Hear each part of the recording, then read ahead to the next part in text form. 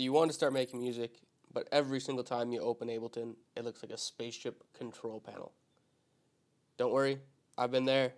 Today I'm breaking down all the basics so you can start producing with confidence. By the end of this video, you'll know exactly how to navigate Ableton, set up your first project, and start laying down ideas like a professional. Let's get into it.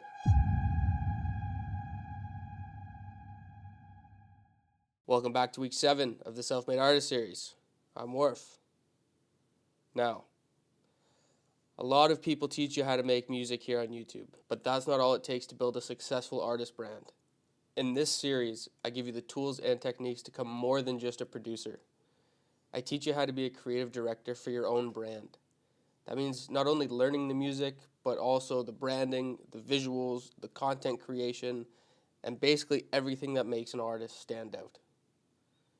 Now, I know you guys have been waiting for this because I'm a producer first, but today we're diving into Ableton Live. If you're new to production or just starting with Ableton, this is the perfect place to begin. I'll break down the basics so you can start making music with confidence. Let's get into it.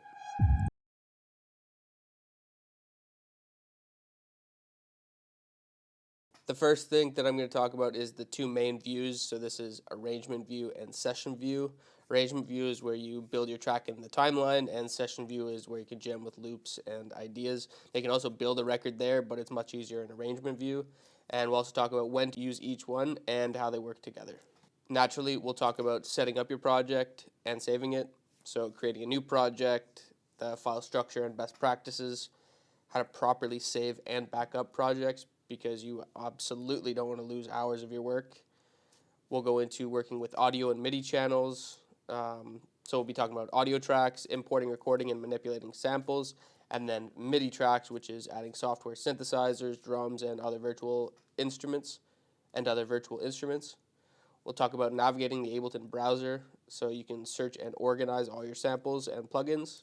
So this would be how to quickly find samples, plugins, and instruments that you have on your computer, and then organizing your go-to sounds for a better workflow, which is very, very important.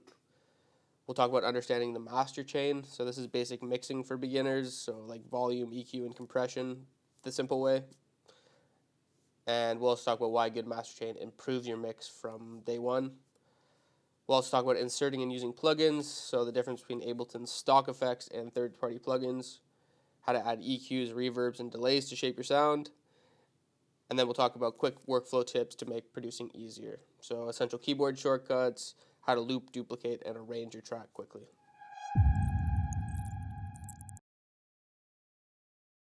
Let's start off with the two main views that you'll see in Ableton. The one that you're looking at right here is Ableton's arrangement view.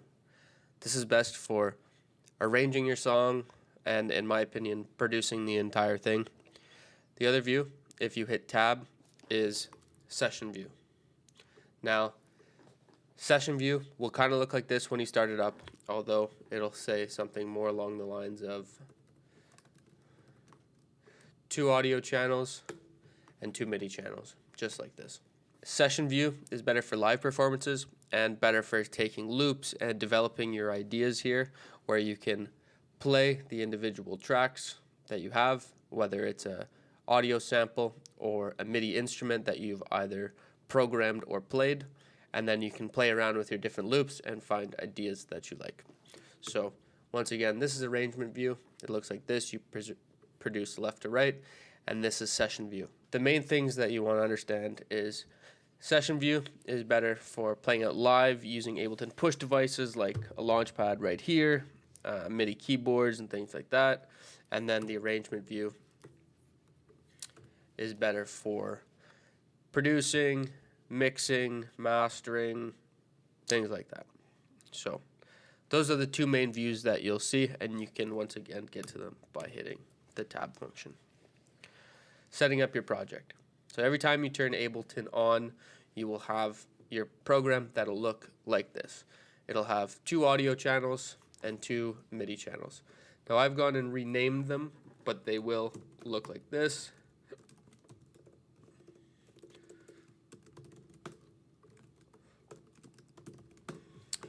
Once again, audio is for samples and raw audio, and the other one is for programming, and recording MIDI instrumentation. I think it's best as you progress in your working with Ableton Live to develop a template set, things that you like, you always go towards. So if I go to mine and I go to my new live set, it'll automatically go to the set that I've set up. So once you get your first couple projects under your belt and you watch tutorials and things like that, you'll start to come up with your own process for things. This is what mine looks like. Everything's grouped in their different respective areas, and it's just better for my efficiency as I work. But I've been in this a long time, so I've developed this for myself over a period of time. Now, once you've made a project, made your production, and it's all structured out and whatever it is, you'll want to know how to save it. So the first thing you'll do is hit Command Save, and you'll find the place on your computer that contains all your folders for all your projects. I highly recommend having your projects in a minimum of 2 places, because when you lose a couple years worth of sounds and project, it's not a good feeling. And if you don't have this down pat at the beginning, I promise you it's going to happen to you, because it happens to everybody. So have them in a minimum of 2 places. 3 is best, but yeah, hit Command Save it to a very particular folder, and there you go. But the second thing that you're going to want to do after that is you're going to want to go back up here. So Save Live Set or Command S. But you're also going to want to do Collect All and Save, which basically means all the data, all the sounds, all the recordings that you've made in this particular project gets packaged up in the project file. Now, this is extremely helpful if you're going to work with another producer and you're going to have to send them those files. If you're going to take your production and send it to a professional engineer like myself, where I'm going to mix and master your record. And it's just so that all the sounds that you've put into your project, I can access as well. So make sure you're not only just saving it, but you're collecting all and saving it so that all the data and all the information gets saved to the project. Now, let's talk about quickly working with audio and MIDI channels. As I said before, audio channels, and let's just go back to the basic. Audio channels are going to contain raw audio samples, things that Ableton comes with, so they have all their sounds that they already come with. Or if you're grabbing samples from a place like Splice or sample packs or things like that, they will be able to be dragged and dropped into an audio channel. So just for the purpose of this demonstration, let's pull up Splice. Let's start with a chord pattern, one that we already like. Let's drag it in here. And there you go. Because it's an audio sample, it will go into an audio channel. Now, you may also want to put in your own synthesizer. So it's a software synthesizer that you use to record your own sounds or program your own sounds. So Ableton comes with them themselves, and you'll find them in the Instruments tab here, something like Analog, and you'll be able to drag it on, and that will be your MIDI instrument. Now, if you're trying to drag this onto one of these audio channels and you see this X and you're going, okay, why doesn't this work? It's because you're dragging a MIDI instrument onto an audio effect channel, and it just doesn't work that way, so it's not going to work. So you have to find a MIDI channel and drag it on there. So let's quickly now maybe drag just a quick groove on there as well, one I downloaded earlier. And we're probably also going to lower the volume on them. In the audio channel, you have off and on or bypass button. You have a solo button, so you can just hear it by itself instead of all of it together. Turn it off, turn it on, and the button beside it is a recording button. Now you'll see that it's grayed out here, and that's because I don't have in my preferences my universal audio or my interface setting up to record something like this microphone. So it'll be grayed out, but you'd have to set up an audio input device for this. You'll see it on the MIDI because I can already go in with the instrument that's already on there and start. If I do this, actually.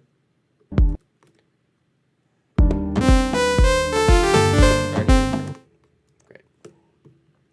So, two differences between MIDI and audio, both of which have all of the turn on, turn off buttons, solo buttons, and record functions, and underneath is the volume or the gain of the individual channel. Don't worry about this for now, as this is a 101 course. This is getting into some more advanced audio routing. You don't have to worry about this at the beginning. If you want more tutorials on this stuff in the future, leave me a comment. I'll answer all of them, and I'll dive deep into more advanced stuff for more advanced producers. But for now, we're just trying to run a 101 course so people can jump in and really start to understand Ableton Live from the ground up. So, moving on, let's talk about this thing here on the left. And this is Ableton's browser. So, in Ableton's browser, you're going to find everything from MIDI instruments that Ableton Live comes with, from sounds and samples that Ableton as well comes with, stock, meaning part of Ableton Live's plugins, mixing plugins like EQs, compressors, things like that, which you'll find in audio effects, MIDI effects, which you'll be able to place on MIDI instruments, once again on the MIDI channel as opposed to the audio channel. You'll find an area for plugins. These are third-party plugins that you purchase or download from third-party manufacturers. Things like groove pools that you can throw down here, samples, and then your template sets. So template sets are basically what I showed you before, my own efficiency that I build, and the way to save a template set is you go to File, Save Live Set as Template, and then you would rename it to whatever you wanted. Ableton Live 101. And then you could save it. Now, if you wanted, once you've made a template set, to have it be the set that opens up every single time, you could also hit the button underneath, Save Live Set as default set. Great.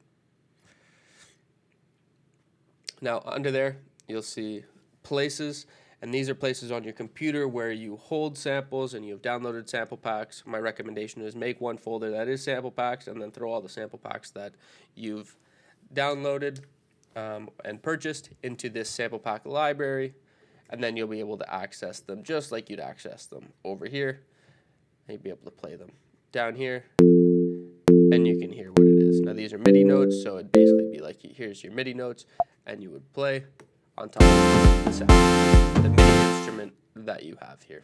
The other thing that you'll see up here in Ableton 11 is the collections, and these are just a better way to organize the plugins that you reach for all the time, the tools that are in your toolbox that you gravitate to all the time. You can set these up, these colors, however you like. I've set them up as my synths that I go to all the time, my EQs that I love, my compressors and saturators, reverbs and delays, anything that has to do with vocals and vocal recording and mixing, various effects, and then lastly, mastering. Now, you can set these however you want and organize your structure, but something I do want you to take away is your organization is so important when it comes to making music and working in Ableton. So always rename everything, like this, for example, rename to groove. This, for example, rename to chords. This, MIDI lead. However you want to do it, however works well in your brain, just make sure you're organized. You can also go in there and rename this, groove, changes, chords, lead. So stay organized at all times. Now, let's quickly here move on to the master chain. What I want you to understand here about Ableton Live 101, and this is if you're just working for the first time in Ableton Live and you're trying to get those first projects under your belt, don't touch the master channel. You don't need to touch it. What I do want you to understand, though, is all the volume gains that go through your project, make sure that they are all turned down significantly so that your master channel here, if I look over here, is peaking right here, is peaking between negative, now don't turn it down here, but you want your signal, your gain, coming in between -12 and -6. You want this as a producer because if you're going to eventually start sending your music that you make to a professional engineer like myself, I need room to be able to make it bigger, make the sounds pop out more, make sure that it's properly mixed and mastered for an industry level to be good on all qualities, and I need room to be able to do that. So make sure that your master is anywhere between -12 and -6. So what you should do is you should turn all your channels down in your production. You should mix them all down, and if it's too quiet for you to produce on, turn your monitoring system up. So it's not what's coming through the project, but it's what you're listening on, whether that's your headphones or a pair of studio monitors. turn it down in your project and up on your headphones so that you're still leaving an appropriate amount of headroom. Besides that, you have no need as a beginner producer to touch the master chain. Leave it alone. Let's quickly go in and talk about the difference between Ableton stock effects and third-party plugins, and how to add EQs and reverbs and delays to shape your sound. So, for the most part, Ableton's plugins that come with this program are fantastic. And there's a reason you see all of these engineering and producers on YouTube and around the world using Ableton stock plugins, and it's because they're fantastic. They're really, really good. Don't think you need third-party plugins. You don't. Yeah, they're fun. Yeah, they're cool, but you don't need them. So what's more important is understanding what each tool in that toolbox does than getting a shit ton of third-party plugins. That being said, you are going to want to understand as a beginner producer what an EQ is, what a compressor is, what a limiter is, what reverb and delay are. These are all things that go into a good production, so you need to practice with them. And in order to do that, you're going to want to take the sounds that you have and go to Ableton's audio effects and throw in an EQ8. I'm not going to dive in on how to use all of these things. Part of your learning is going to be figuring it out for yourself, so you develop that muscle memory and what it's doing. With that being said, if you want an in-depth course on any and all of these plugins, again, leave me a comment in the bottom. I'll answer you, and I'll make a video for you in the future. So, an audio effect can go on both an audio channel and a MIDI channel. You can have them on both. And frankly, an EQ is probably going to go on every single one of your channels. So, you can use them on either one. Good compressors to use. Ableton's generic compressor. These are all good and widely used in this industry. But each software plugin has its own subtle nuance to its sound, and I'm not expecting you to understand them or be able to hear them at the beginning, but as you progress as a music producer, you'll start to understand that more and more in the future. But just know that they do have their own subtleties to their sound.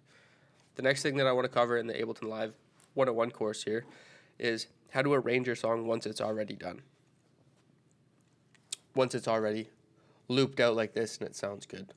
I recommend, as you're producing, to produce in an 8 to a 16 bar loop, and you can fit all your sounds in here for the entire record and be able to bypass certain things for the different sections of the song. So if it's a drop, you might have all your channels, all the sounds, maybe it's 10, 15, 50 different audio channels and different sounds, audio and MIDI channels, deep, and just by turning off, let's say, the kick and the bass, I'm now at my bridge section of the song.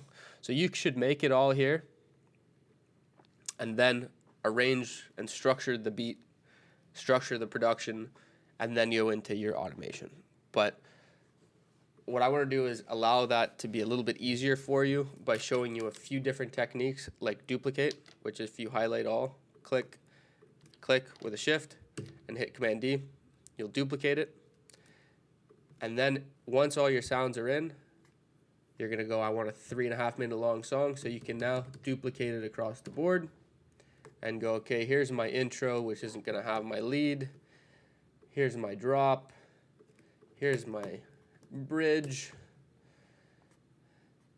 Here's my break. So let's say here's an intro. Here's like a build up. Here's a drop. Here's a bridge. Here's a break. Here's another build up. Maybe with the lead again. Here's your drop again, and then here's an outro section. So I kind of want you to visualize it this way. As you duplicate across the board, you want to see your song coming together like this.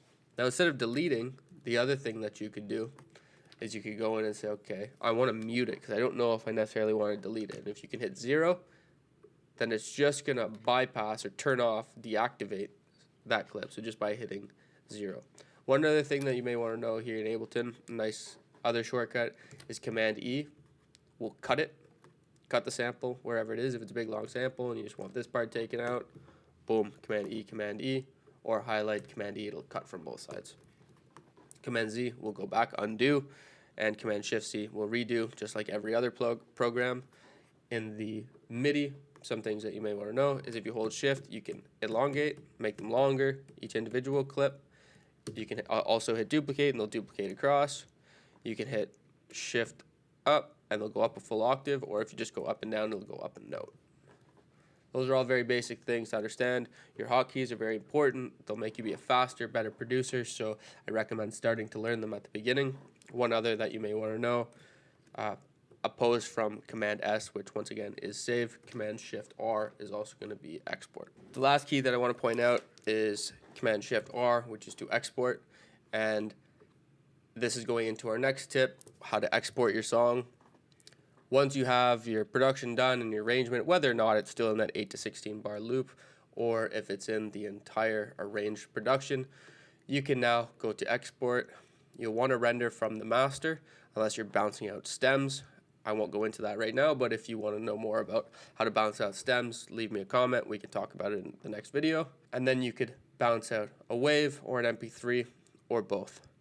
Now, there is some intricacies to how you're going to export your song, but at the beginning of your growth as a producer, and you just want to put it on your phone to listen back, to listen how it's going to sound out of your phone, all you have to know is bounce out just like this.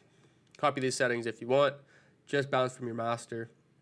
Wave is always going to be a better, higher quality, and the MP3 is just a lower file size. Wave's great for sending it over email, and Wave is just what you really want to listen to or upload to streaming services or things like that. So one more hotkey that you're going to want to know is Command L, and that's just to loop. So I talked about making your production an 8 to a 16 bar loop and just having it continue and continue and continue and continue and continue. Command L is just going to keep it right here as you sit here and look for more sounds to add to your productions. But that's about it for the Ableton crash course. This is just intended to get your feet wet if you're a day one beginner and you're looking at this software going, holy Christ, I have no idea what I'm doing. Don't fear. Every single producer on earth has been in your exact same shoes. So just know that as you go through more and more productions, it'll start to feel a little bit more natural. Your muscle memory will kick in. You'll start to understand what all these things do. But at the end of the day, your practice and your discipline is going to mean everything in this industry. So I do hope this helps.